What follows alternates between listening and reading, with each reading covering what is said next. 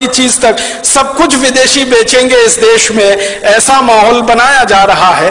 और उसी में जीएम फूड वाली विदेशी कंपनियों के लिए भी लाइसेंस दिए जा रहे हैं और उनको भी यहां बुलाया जा रहा है। जिनको बुलाने को दुनिया का कोई देश तैयार नहीं है, उनको भारत सरकारें दरवाजा खोल के बुला रही हैं, आइए हमारे यहां, जो करना है करिए, बस थोड़ा सा हमको पूंजी निवेश की जो जरूरत है उसमें पूर्ति होती रहे, थोड़ा टैक्स मिलता रहे और नेताओं को वाइंडिंग अप चार्जेस मिलते रहे, रिश्वत मिलती रहे, घूस मिलती रहे।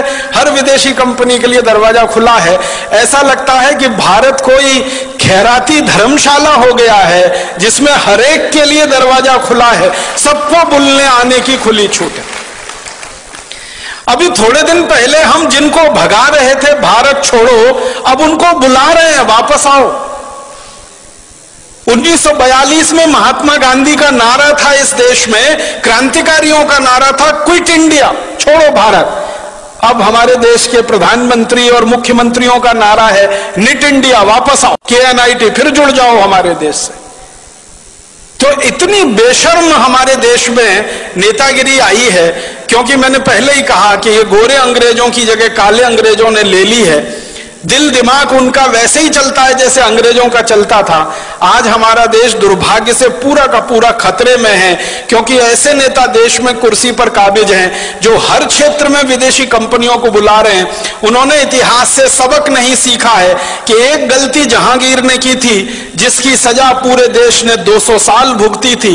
अब लग रहा है कि जहांगीर ही जहांगीर पैदा हो गए हैं। मुझे तो कई बार ये व्यंग में कहने को मन करता है, जहांगीर मरा नहीं है, उसी की आत्मा हमारे देश के नेताओं में प्रवेश कर गई है। जो देखो विदेशी कंपनी को लाने के लिए विदेश जा रहा है, लाल कालीन बिछाकर उनका स्वागत कर रहा है।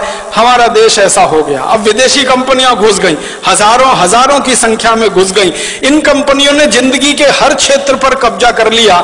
सवेरे आप सोकर उठें तो आपका टूथपेस्ट, बाथरूम में जाएं तो शेविंग किट्स, फिर नहाएं तो उसके बाद साबुन, फिर कपड़ा धोएं तो उसके साबुन, फिर बाहर निकलें तो कपड़े पहने, जूते पहने, चप्पल पहने, क्रीम पाउडर लिपस्टिक इस्तेमाल करें, सब कुछ विदेशी, सवेरे से शाम तक। रात को सोने जाए तो मच्छर भगाने वाली अगरबत्ती भी विदेशी, और जिस मच्छरदानी में सोए वो मच्छरदानी विदेशी, जिस बिस्तर पे सोए उसका गद्दा विदेशी, गद्दे के ऊपर चादर विदेशी, सब कुछ विदेशी हो गया।